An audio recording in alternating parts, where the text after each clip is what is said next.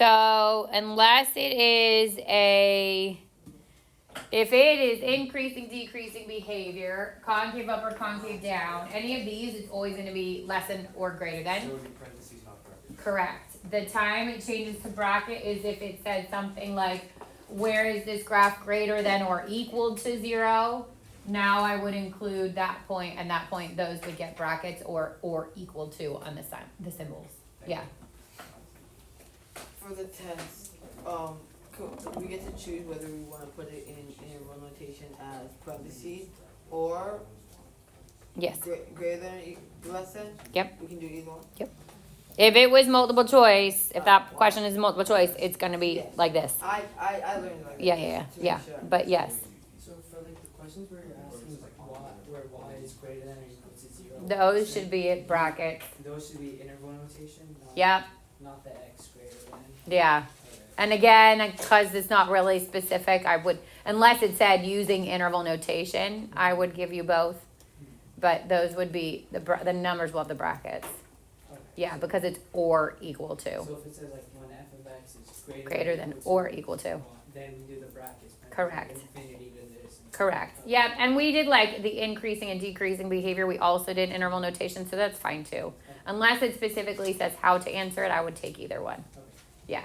For number 2, do we just look at the y values? Number 2, it says, yeah, because you're not talking about the rate of change increasing or decreasing. It literally is this function increasing or decreasing. So you're just looking, I mean, you'd have to look at your x values to know that they're also going up. Because remember, it could be up and up.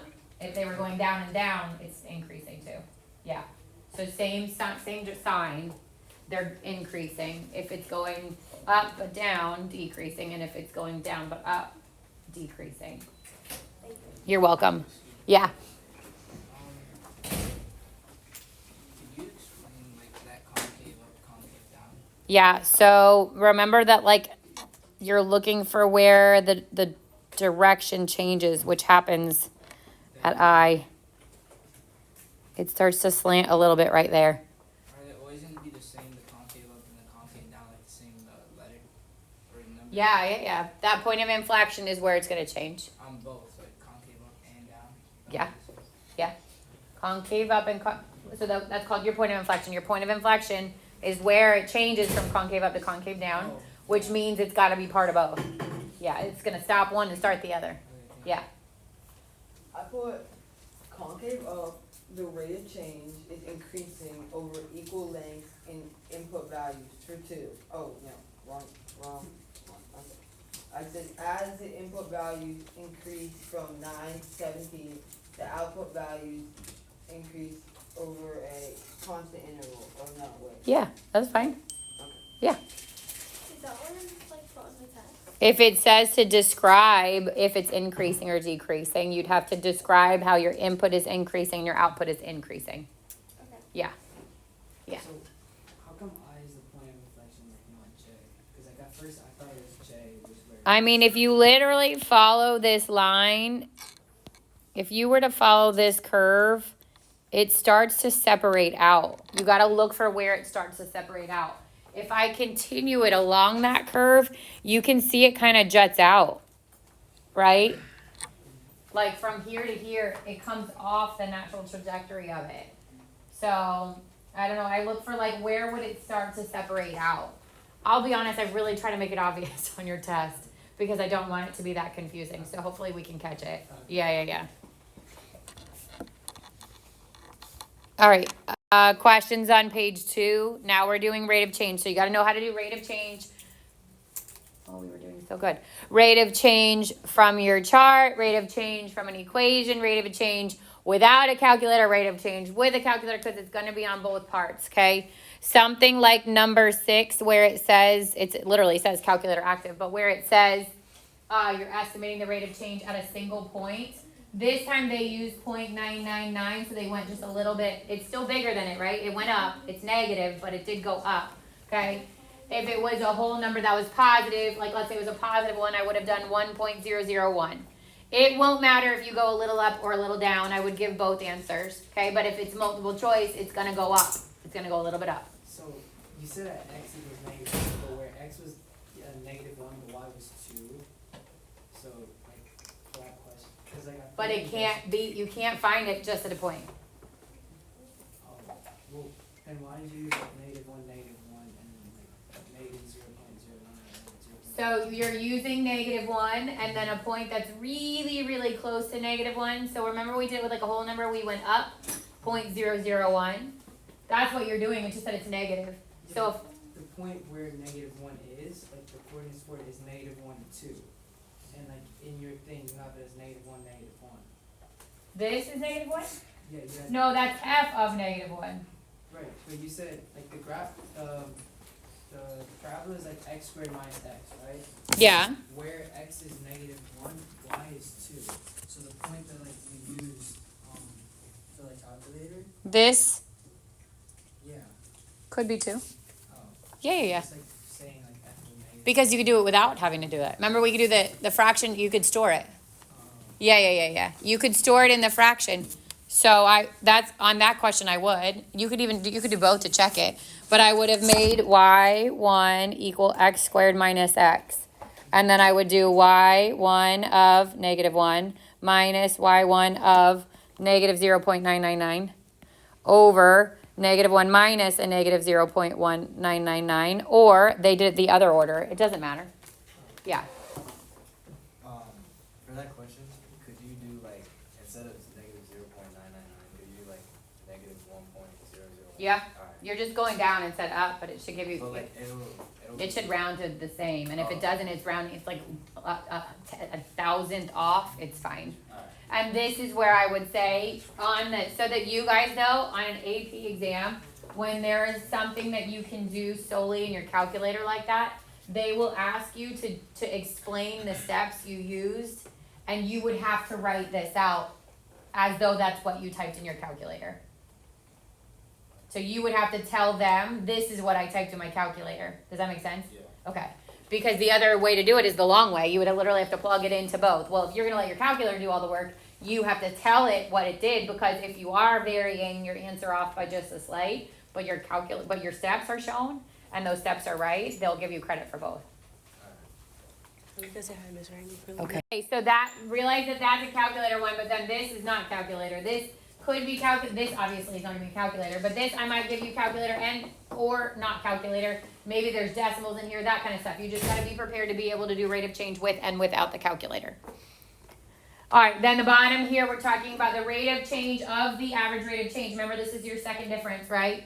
The rate of change on linear, if I had asked for the rate of change on number 10, what would you have told me it was? What's the rate of change? 5. The rate of change of the rate of change is 0, okay? And then for your quadratic, to find the rate of change, you'd actually have to plug it in. And then find the rate of change of that, which is what happened there. They wanted the rate of change of the rate of change. Yep. Okay, so a linear function is the only one where the average rate of change and the average rate of change is 0, but everything else you have to plug it in to find it, right? Correct. But like on a quadratic, the rate of change of the rate of change of the rate of change is 0. If you go one more level than like the first difference, second difference, it's always gonna be 0. So it would be the same. But it's not gonna ask you to go rate of change of rate of change of rate of change. Okay. Yeah. But this is the second difference really. The second difference on linear is 0. Third difference on quadratic So fourth on is 0. cube. Fourth on cubic would be 0, right? Because the rate of change, second difference is the same. So if I go one more level, it's gonna be 0. On a cubic, third difference is the same. If I go one more level, it's gonna be 0. Yeah. When we find the rate of change of the average rate of change, do we just use the points 0, 1, 2, 3? Sure. You could use any points you want. 1, 2, 3. It doesn't matter. Like, we don't have like a chart, like we have to make it and like actually put in. No. Like, Yeah. okay. You say, I won't give you a chart. You actually have to. No, you'll come up with your own points. Okay. Yeah. So the difference like equation or the difference quotient gives you the rate of change? Yeah. Okay. Which we come back to when we start doing derivatives. All right, third page. So at the top, you're looking at the concave down and concave up. So we need to be able to identify if the rate of change is increasing or decreasing, which means it's concave up or concave down from a graph and also from a chart. If you look at the chart, you're looking for your rate of change. What's it doing? In this case, your rate of change is increasing because those are negative numbers. So then it would be concave up. Know how to do it from a graph and from coordinate points. And from a chart. When we were going over like the examples, like one of them you had us like there was different intervals and we had to like multiply it. When is the case of that? That's if it gives you an interval on the top. So if X said the interval, it will literally say interval, and it would say from 1 to 3, from 4 to 7 to whatever it is, there's intervals here. And then it said rate of change, and you were trying to find the change in Y. If you're doing when this is an interval and this is a rate of change, that's when you've got to worry about how far your interval is. And all we do is just like You would multiply the interval by the change in interval by the rate of change. Yeah. Okay, then, hopefully these are the easy ones. You're at their leading coefficient and the degree of those. Okay, what these we're looking for 2 zeros or 2 consecutive zeros to figure out if there is guaranteed extrema. Okay, or you can look at your even odds. If the highest exponent is even, then we know there's guaranteed extrema. We would look at the sign on the front. If it's positive, it's a guaranteed min. If the exponent is even and it's a negative, then there's a guaranteed max. And then if it's odd, there is no absolute or min. So you could not find your absolute or min. Absolute max or min. All right, and then just like before, here's a graph, right? You got to be able to answer the absolute min, the absolute max, the relative min, the relative max. It could ask you increasing and decreasing behavior on this kind of thing too. So I just want to make sure the absolute max and min are only like the curve, right? What do you mean? Or Only curve? like the dot. Sorry, like the lowest- Yes. Absolute has to be a dot, or like if this just went down from here, this is not technically a solid, but it is a dot. It's not like, it doesn't look like this, but this is still a solid dot. So if this turned and came back down, this would be your absolute max. Wait, why? Because like if this curved, instead of it went like this, and this wasn't here, Okay. this point is your absolute max. our And there would be no absolute min in that case. Because this arrow points at you. Oh, okay. Does that make sense? Okay, yeah, and then the relative maxes. Every time it dips down and comes back up, or it dips down and stops. So like this does not come back up, but that comes No, down. but that's also relative min. Min. Right? So like the absolute are also relative, right? Correct. Okay. Yeah, absolute are both. Okay. Yeah. Thank you. You're welcome. All right, page 4. So at the top, this is your rate of change, okay, given a specific interval. Oh, no, sorry, not rate of change. This is where it says is greater than or equal to. To be honest, like I think this is way more work than you need to do because now you know your end behavior and if you can find your zeros. So once I know the zeros here are 3 and 5. 1, 2, I need it. 1, 2, 3, there's 1 there. 4, 5, there's there. And because it's an even exponent, they're either both up or both down. Look at the first sign, it's positive, which means these point up. And then that means there's no multiplicity more than 1, which means those have to cross through. So just by knowing the end behavior and the zeros, I could tell you that this is less than 0 from here to here, which means from 3 to 5. And it's or equal to, so this time it gets the brackets. Same with number 24. Once you have your zeros, which are 0, -3, and 8. So I've got 0, -3, 1, 2, 3, 4, 5, 6, 7, 8. Okay, and then I go find my highest exponent. It's to the third, which means it's odd, so there's opposite behavior. It's negative, which means it rises left and falls right. And the multiplicity of each of those zeros is 1, so it's got to cross through, cross through, cross through, and cross through. Now I'm looking for where it's greater than or equal to 0, which is on this interval and this interval. So from -infinity to -3 with a bracket on the -3, and then from 0 to 8 with a bracket on each of those. Yeah. Can you explain like how do I know like if it goes up or down with the multiplicity? That's the only thing I don't know. So highest exponent is what you're looking for, right? Highest exponent, if it's even, they both go up, they both go down. You gotta figure out based on the sign. So this is highest exponent is 2, positive, both up. If it was highest exponent negative in the front, both down. Now I come here, highest exponent is odd. If it's odd and positive, goes down on the left, up on the right. If it goes negative, it switches. No, but like, how do I know when it goes like curves up and down? So Well, once you know the end, like once I know these both have to go up, and then I know my zeros, and there's only a multiplicity of 1, it means it has to cross through. And then it has to cross back through. okay. Here, they're all have a multiplicity of 1, right, which means cross through. So it started up, has to cross through, has to come back up and cross through, has to come back down and cross through. Would it be a question that's like each of them has a multiplicity that's more than 1? Or Sure, because if it then it would bounce. So let's say after it's factored,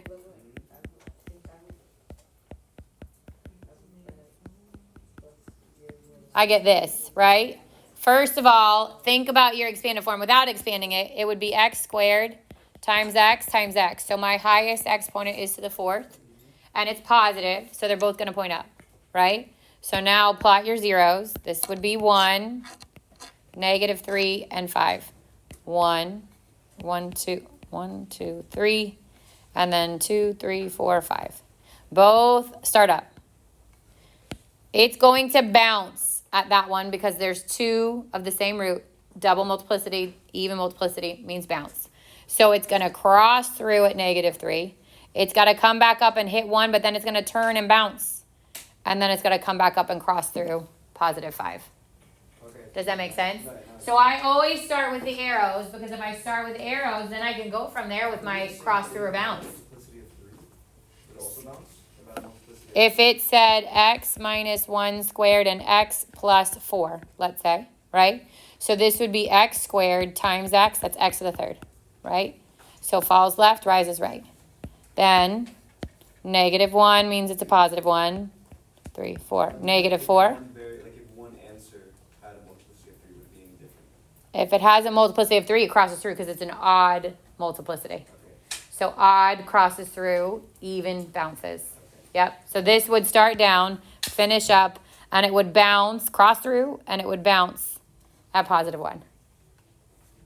Does that make sense? Okay, good. Yeah.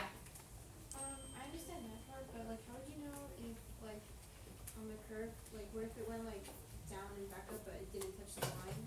We wouldn't have to. It would still be above. Like, it's okay. We just draw it. We don't have to. Yeah. It can't cross through here because those are the only zeros. If it came back down and came back up again, there'd be more zeros. No, I meant like, It doesn't matter how low it goes. It's still above it. Does that make sense? yeah. Like it could go there. It could go all the way up here. It's still above it. I just want to know on what interval it's above it or below it. And like, you won't make us draw the graph. Like, now that we know end behavior, you have to make us do it the other way, right? No, like we have to plot points. No, if you forgot your end behavior, you didn't understand. Now I plot points, but don't waste your time. Yeah. You want to check your answer? Sure. But you don't need to. Yeah. You're welcome. Yep. 6. Huh? Can we go up to 6? Go back. Yeah. It's just real. Discriminant is b squared minus 4ac. It is the thing that is underneath the square root, okay? And if I use this, so if I did it here, I would get b is 2, so 2 squared minus 4 times 1 times 2 would be 4 minus 8, which is -4. And then there are 3 outcomes here. If this is greater than 0, then there are 2 real roots or 2 real answers. If it is equal to 0, there is only 1 real answer or real root. And if it is less than 0, there are no real roots. In this case, there would be 2 non-real numbers, okay? Because if you think about it, that's going under a square root. So if I can produce a real number out of there that's greater than 0, even if it's the square root of 2, I still have 2 answers because it's going to be plus the square root of 2 and it's going to be minus the square root of 2, okay? If it's equal to 0, then that whole square root goes away. Now I only have 1 answer. And then if it's less than 0, it means there's an I involved. And with the I's, there's plus and minus. There's always an even amount. There's always 2 there. Any other questions on this last slide? Yep. Well, I'm sorry. Can you go back to number 15 Mhm. just for